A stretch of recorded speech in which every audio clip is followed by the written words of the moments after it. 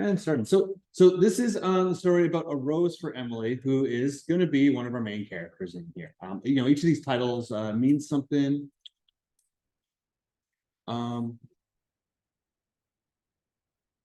what's going on? Why isn't it letting me?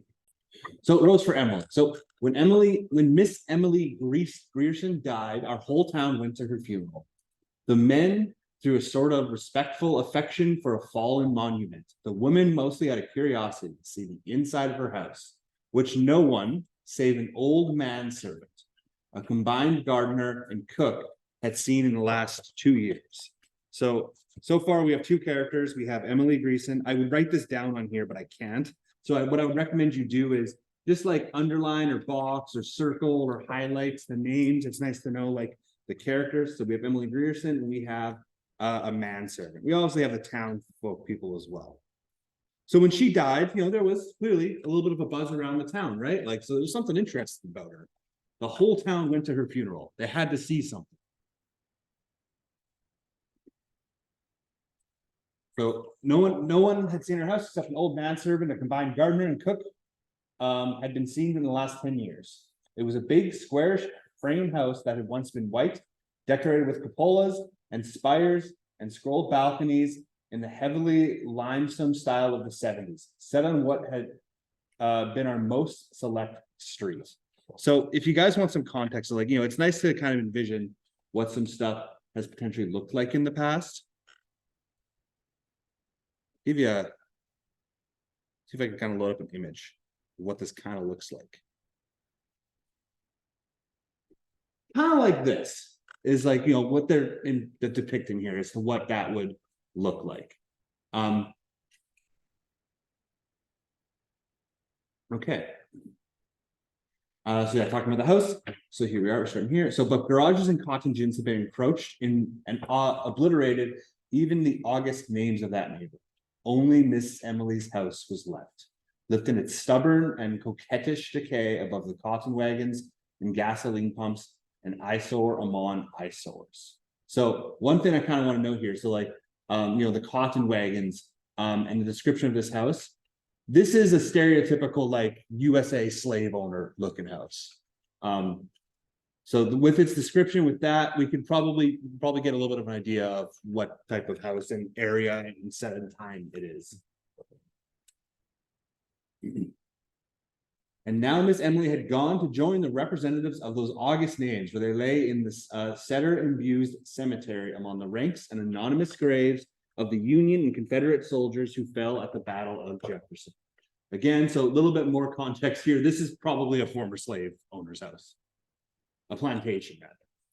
Alive, Miss Emily had been a tradition, a duty, and a care, a sort of heredity obligation upon the town, dating from that day in 1894, when Colonel Sartoris, the mayor, he who fathered the edict that no Negro woman should appear on the streets without a prorated for taxes. The suspension dating from the death of her father on into perpetuity. Not that Miss Emily would have accepted charity. Colonel Sartoris invented an involved tale to the effect that Mrs. Emily's father had loaned money to the town, which the town, as a matter of business, preferred this way of repaying. Only a man of Colonel Sartoris's generation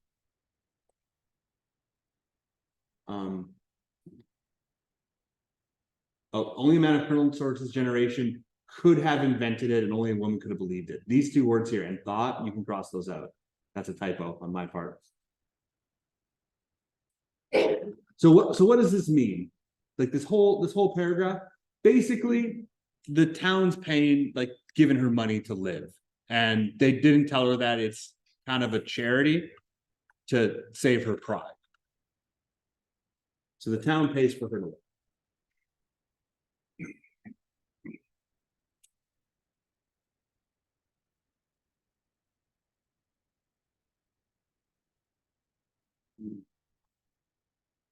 When the next generation, with its more modern ideas, became mayors and aldermen, this arrangement created some little dissatisfaction. On the first of the year, they mailed her a tax notice.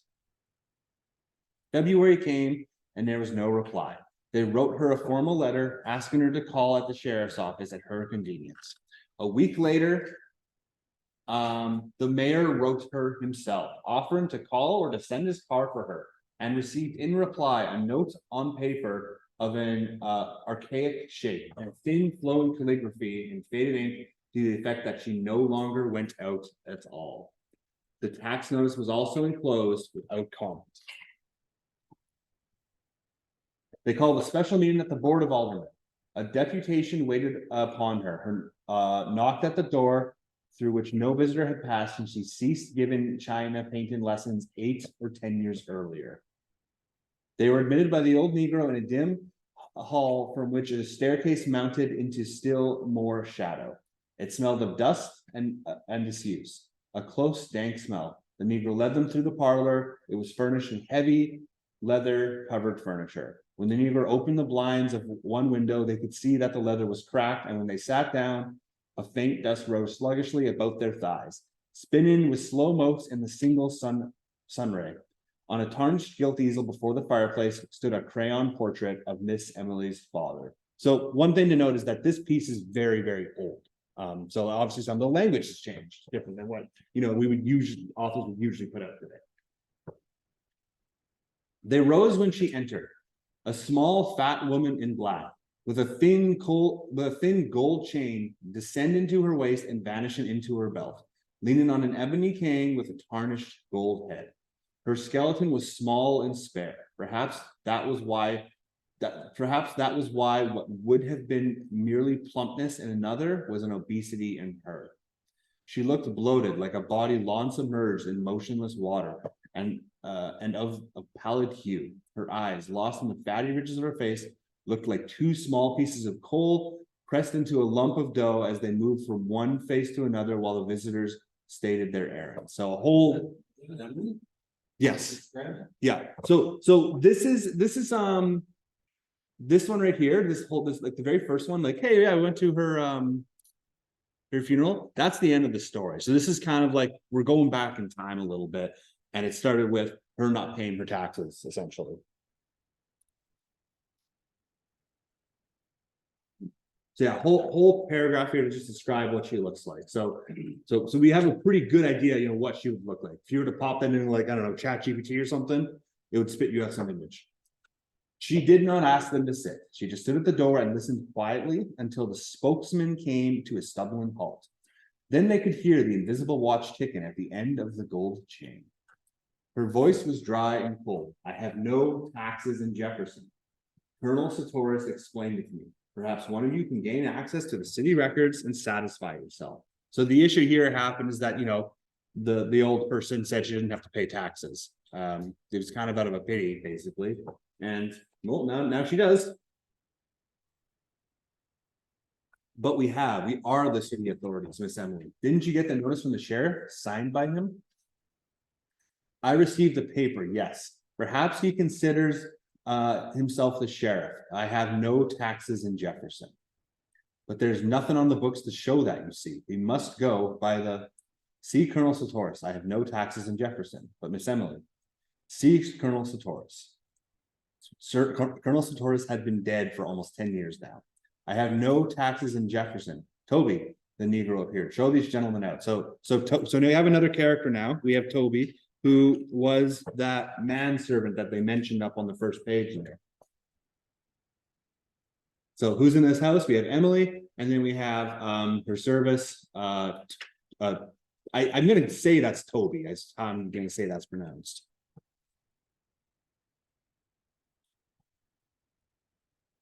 You'll just make sure you, again, circle this, highlight it, something. Just make sure it stands out.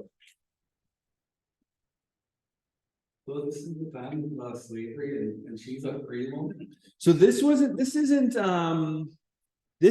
when slavery was active, but we can take a really good guess. Like, so this was happening, again, like, late 1800s, early 1900s. So this seems like it's happened like 1905, because seems to be the understanding here, because no one had seen this guy in 10 years. We saw him there. It's at least 1905. She seems old, so she was probably born in like the early 1800s, something like that. like 1810, 1820, something like that. So I don't remember when slavery itself ended. I don't think she was a slave, but it was, it comes from a recent history at that time. So she vanquished them, horse and foot, just as she had vanquished their fathers 30 years before about the smell. So maybe like highlight that, question mark that. This is something called foreshadowing. Like every word in here is carefully chosen. What smell? That's gonna probably come back later, right? We want to be critical of that. Like that seems important. So just as she had vanquished their fathers 30 years before about the smell, that was 2 years after her father's death and a short time after her sweetheart, the one we believe would marry her, had deserted her, and her father's death she went out very little. After her father's death, she went out very little. So again, so her father died. 2 years later, her her boyfriend, husband, whatever it is, died. Her fiance.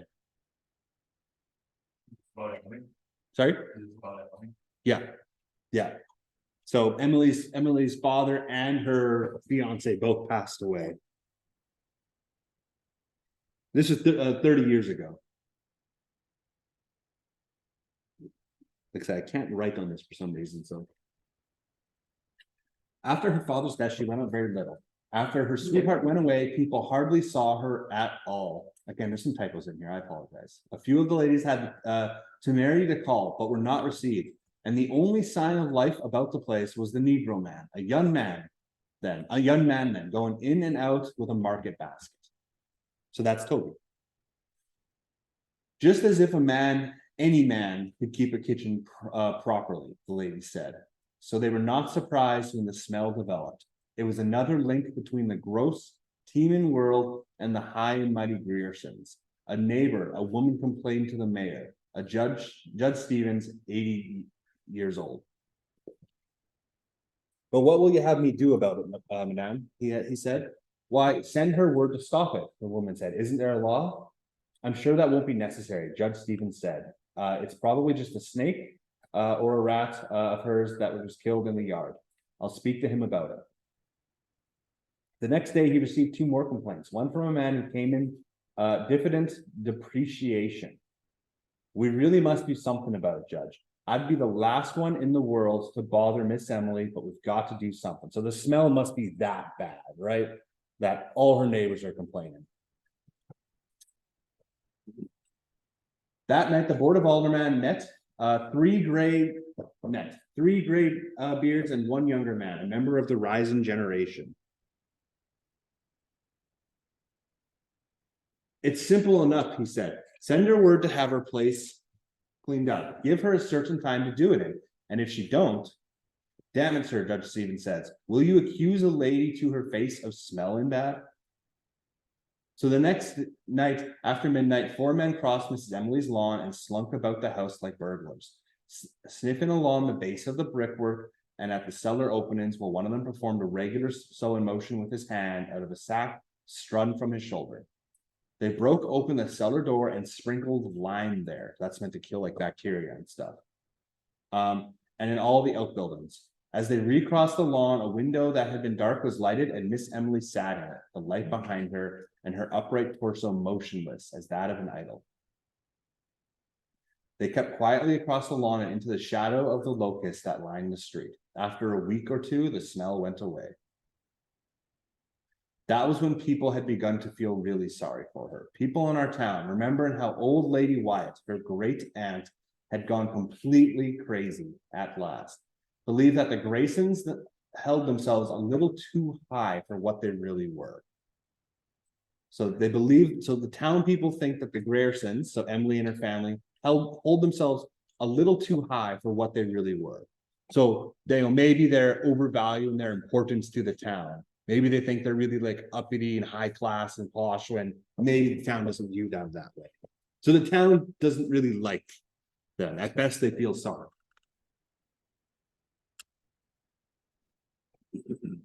None of the young men were quite good enough for Miss Emily and such, in a romantic sense. We had long thought of them as a taboo. Miss Emily, a slender figure in white in the background, her father a sprawled silhouette in the foreground, his back to her and clutching a horsewhip, the two of them framed by the back-flung front door. So when she got to be 30 and was still single, we were not pleased exactly, but vindicated. Even with insanity in the family, she wouldn't have turned down all of her chances if they had really materialized. So, she wasn't able to find someone, basically, by the time she was 30. When her father died, it got about that the house was all that was left to her, and in a way, people were glad. At least they could pity Miss Emily. That's a powerful statement there. At least they could pity her. If they can't hate her, they can pity her.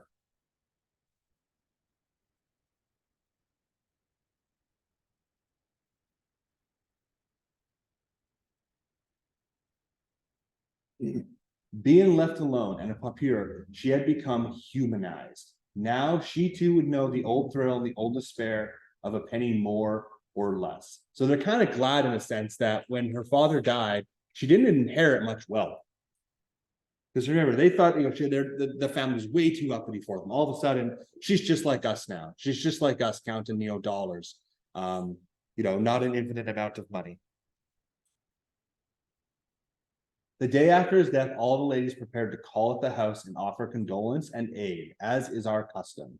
Miss Emily met them at the door, dressed as usual and with no trace of grief on her face. The day after her father died, no trace of grief. She told them that her father was not dead. She did that for 3 days, with the ministers calling on her and the doctors, trying to persuade her to let them dispose of the body. Just as they were about to resort to law and force, she broke down and they buried her father quickly. We did not say she was crazy then. We believed she had to do that. We remembered all the young men that her father had driven away, and we knew that with nothing left, she would have to cling to that which had robbed her, as people will. So all those suitors, they wanted to try and marry her. The father had chased them away. So now what's she left with? She's in her young 30s here. She has no family. All she has is a house. So the father chased away suitors is an important fact.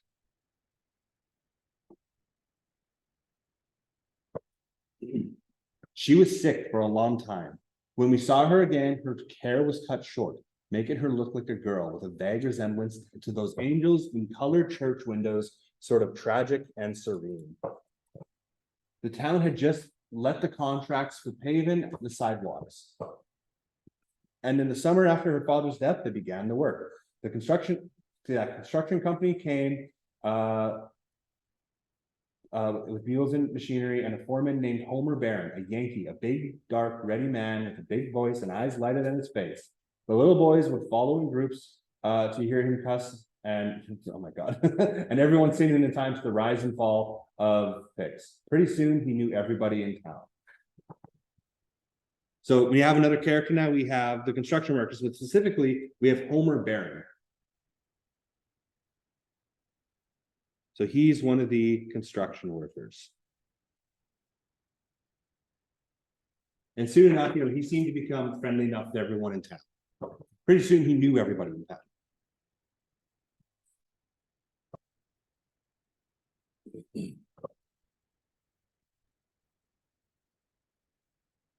Whenever you hear a lot of laughing anywhere but the square, Homer Barron would be at the center of the group.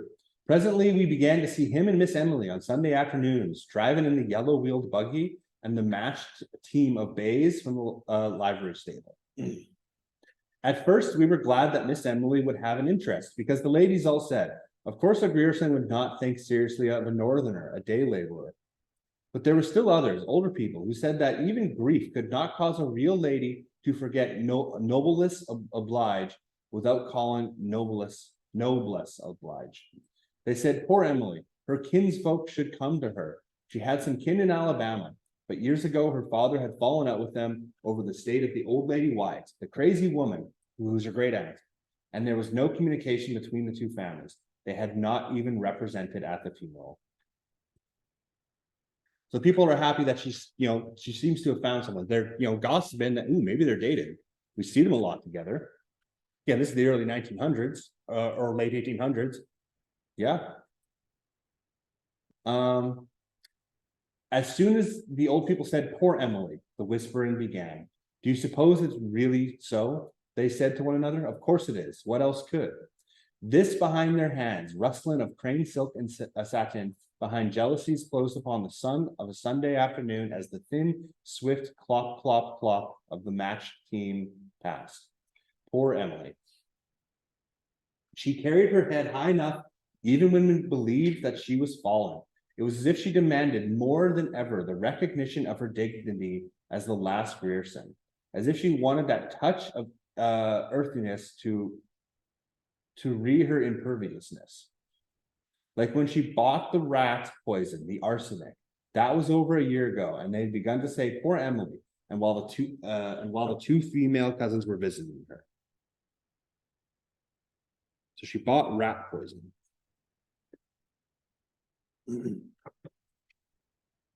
So, and then her two cousins visited. "I want some poison," she said to the druggist. She was over 30 then, still a slight woman, though thinner than usual, with cold, haunchy black eyes, in the face of flesh which was strained across the temples and about the eye sockets, as you imagine a lighthouse keeper's face ought to look. "I want some poison," she said. Keep in mind, we're working back in time. So as we go on, she gets younger and younger. "I want some poison," she said. "Yes, Miss Emily, what kind? For rats and such? I want the best you have. I don't care what kind." The druggist named several. "They'll kill anything up to an elephant. But what you want is arsenic," Miss Emily said. "Is that a good one?" "Is arsenic?" "Yes, ma'am. But what you want?" "I want arsenic." The druggist looked down at her. She looked back at him, erect, her face like a strained flag. "Why, of course," the druggist said. If that is what you want, but the law requires you to tell what you're going to use it for." Miss Emily had just stared at him, her head tilted back in order to look at him eye for eye, until he looked away and went back and got the arsenic and wrapped it. The Negro delivery boy brought her package. The druggist didn't come back. When she opened the package at home, there was written on the box under the skull and bones, "For rats." So arsenic, if you don't know, is outrageously toxic and poison, strong poison. Even in the late 1800s, they're like, "No, by law, you have to tell us what you're doing with this," right? It's restricted back then. The next day, we all said, "She'll kill herself." And we said it would be the best thing. So again, we're really getting a good idea what the town thinks of her. She'll kill herself with the arsenic, and that's probably the best thing.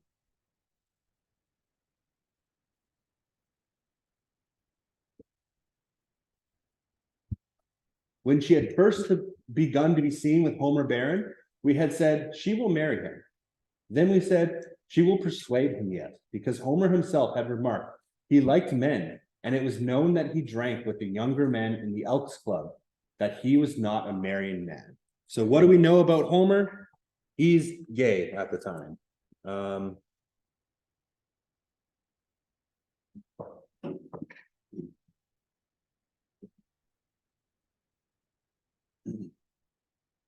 So he was not a marrying man. Later we said, "Poor Emily," behind the jealousies as they passed on the Sunday afternoon in the glittering buggy. Miss Emily with her head high, and Homer Barron with his hat cocked and a cigar in his teeth, reins and whips in a yellow glove. Then some of the ladies began to say that it was a disgrace to the town and had a bad example to the young people. The men did not want to interfere, but at last the ladies forced the Baptist minister. Miss Emily's people were episcopal to call upon her. The next Sunday, they again drove about in the streets, and the following day, the minister's wife wrote to Miss Emily's relations in Alabama. So she had bloodkin under her roof again, and we sat back to watch developments. So some of her family. At first, nothing happened. Then we were sure they were to be married. We learned that Miss Emily had been to the jewelers and orders a man's toilet set in silver with the letters HB on each piece. HB, Howard, right? So they're thinking they are going to marry. 2 days later, we learned that she had bought a complete outfit of men's clothing, including a nightshirt, and we said they are married. We were really glad. We were glad because the two female cousins were even more Grierson than Miss Emily had ever been. Now, what does it mean to be a Grierson? It means to be uptight. The towns don't like them. They seem to have an ego. So we can logically presume that Homer and Emily married.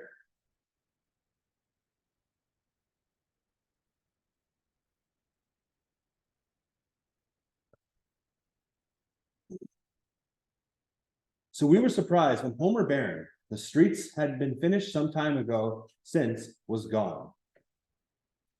We were a little disappointed that there was not a public blowing off, but we believed that he had gone on to prepare for Miss Emily's coming, or to give her a chance to get rid of the cousins. By that time, it was a cabal, and we were all Miss Emily's allies to help circumvent the cousins. So everyone hated these two cousins. Sure enough, after another week, they departed. And as we had expected all along, within 3 days, Homer Barron was back in town. A neighbor saw the Negro man admit him at the kitchen door at dusk one evening. So he seemed to leave to give her space to deal with the cousins.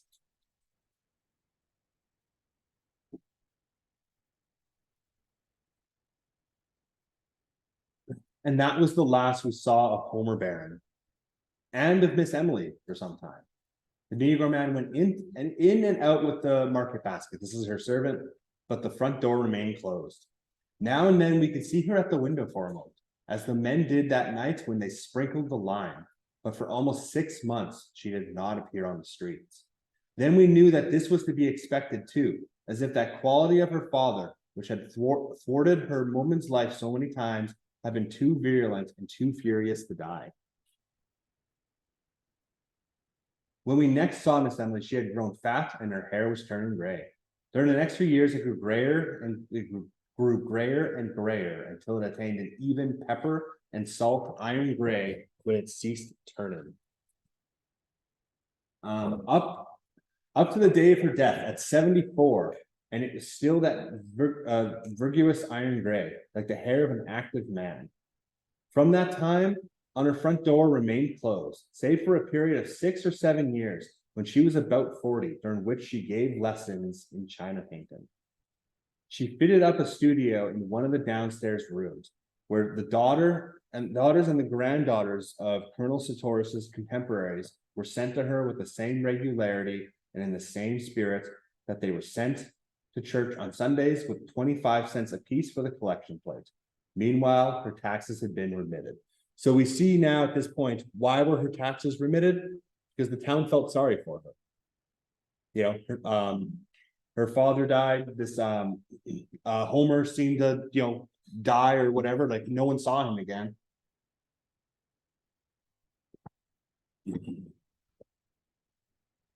Then the new generation became the backbone and the spirit of the town, and the painting pupils grew up and fell away and did not send their children to her with boxes of color and tedious brushes and pictures cut from ladies' magazines. The front door closed upon the last one and remained closed for good. When the town got free postal delivery, Miss Emily alone refused to let them fasten the metal numbers above her door and attach a mailbox to it. She would not listen to them.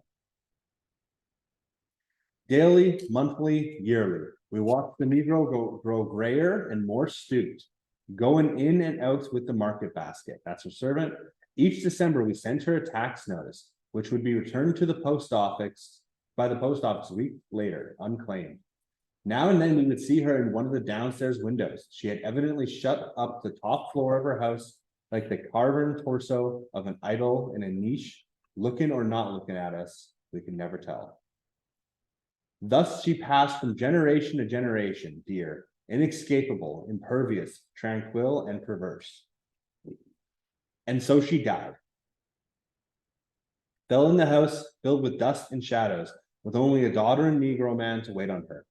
We did not even know she was sick. We had long since given up on trying to get any information from the Negro. He talked to no one, probably not even to her, for his voice had grown harsh and rusty, as if from disuse. She died in one of the downstairs rooms, in a heavy walnut bed with a curtain, her gray head propped on a pillow yellow and moldy with age and lack of sunlight.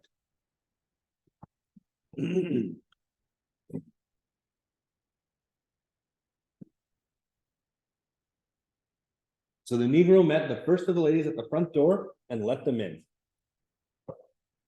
With their hushed, sibilant voices and their quick, curious glances, and then disappeared. He walked right through the house and out the back and was not seen again. So this is when Emily is dead, and so people have to do something with her house, right? They have to do something with her body. So finally, after like 44 years, she lets people into her house.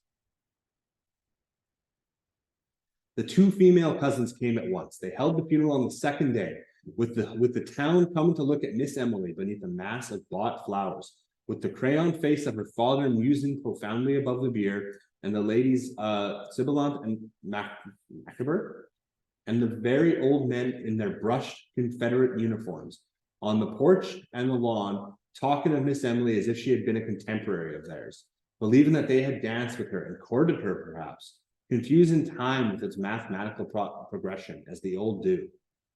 To whom all the past is not a diminishing road, but instead a huge meadow which no winter ever quite touches, divided from them now by the narrow bottleneck of the most recent decade in years. Sorry? This is at the funeral. Yeah. So we've kind of gone back to the present now. So we started in the present. We went back in time, and as we get further, it was younger and younger. So we started when she was 50, then 40, then 30, then 20. And now we're back to when she died. Already, we knew that there was one room in that region above the stairs which no one had seen in 40 years, and which would have to be forced. They waited until Miss Emily was decently in the grounds before they opened it. So, that's respectable, right? They didn't I want to see what's up here. Like, they waited at least until she was properly buried and stuff. That's respectable. So the violence of breaking down the door, this is that 40-year-old room that no one's seen in 40 years. They break down the door. The violence of breaking down the door seemed to fill this room with a pervading dust. As thin, acrid piles of the tomb seemed to lie everywhere upon this room, decked and furnished as for a bridal. Upon the valance curtains of faded rose color, and a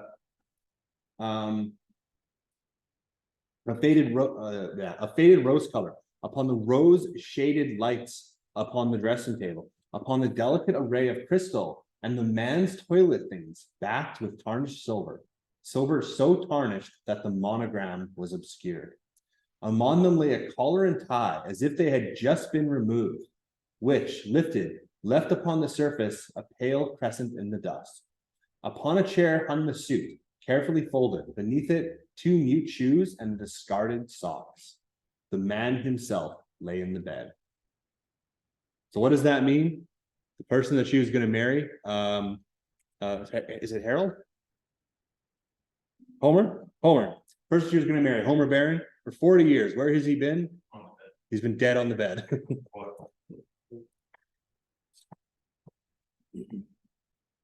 The man himself lay in the bed. For a long time, we just stood there, looking at the profound and fleshless grin. The body had apparently once lain in the attitude of an embrace, but now the long sleep that outlasts love, that conquers even the grimmest of love, had cuckolded.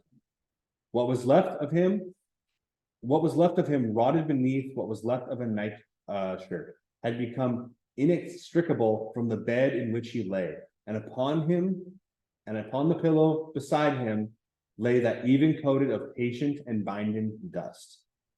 So again, he died in in an embrace. He died holding her.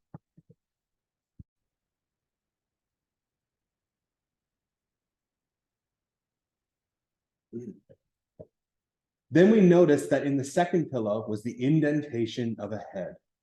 One of us lifted something from it, and leaning forward, that faint and invisible dust dry and created in the nostrils, we saw a long strand of iron gray hair. So what does that mean? She was sleeping beside him, this dead body, for potentially 40, we don't know how long, but at least a couple of times. Is that what?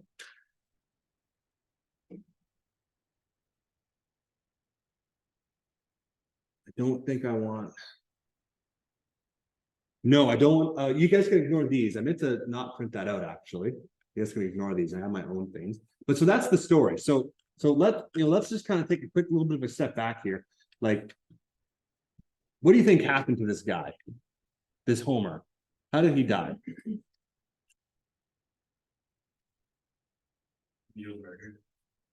Potentially. Is there anything in the story that we could use to try and piece together like what might have happened to him? Well, he was like, yeah, I guess like maybe that wasn't like second someone could have murdered him, possibly. So, well, who could have murdered him? Townspeople, construction people. Townspeople, construction people. He seemed to die in an embrace, though, right? Like he seemed to die like right after their wedding. Like the suit and the suit and the tie and stuff were on the chair.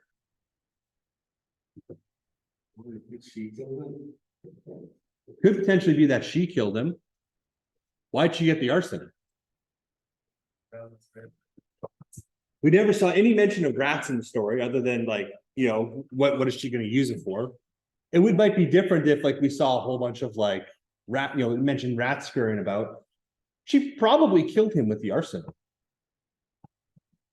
Is what seems to be the story here. Because remember, the arsenic was, I don't even know, like somewhere around over. Where was the arsenic? Here we go. Yeah, arsenic was up here, a little bit in the future. Remember, we're going slowly backwards in time as we read down. Eventually, we get into Homer Baron. So she buys the arsenic, meets Homer Baron, and then Homer Baron dies after presumably getting married to her. So she probably did kill him. My question is, why? Maybe it's crazy like that. That maybe she's just genuinely crazy. Is there any other reasons that that might have like convinced her to kill him? What about her father's death? Like, how would that do it? Maybe she was just trying to like recreate events. Maybe something like that. Could be. Maybe she killed her father too. We don't actually know that either. So there's a lot from the story, and the really confusing part of this is that it does work itself backwards. So what we're eventually going to do is we're going to eventually piece it all together so we have a little bit of a better idea as to what is going on. So you don't need to worry about these questions. I'm going to hand some out right away. And so just like before, what we're going to do is you're going to get some time to work on, here we go, on these. So there'll be 17 questions that it'll be. But so you'll have some of those to work on. The goal of this is some of these are going to be difficult. You're more than welcome to work together. I'm more than happy to help. You're going to have to go back into the story. That's the goal of it, right? Is to go back in the story and analyze some stuff. We will go over these together. So again, if you're like, I don't know what I'm doing with this one question, it's fine to skip past it, come back to it maybe later if you want, but we will go over this stuff. The point of this is not the struggle. The point of this is to analyze the piece. So I'll hand that out here. I'll probably give you guys like, I don't know how long, probably till at least 11, probably till about 11.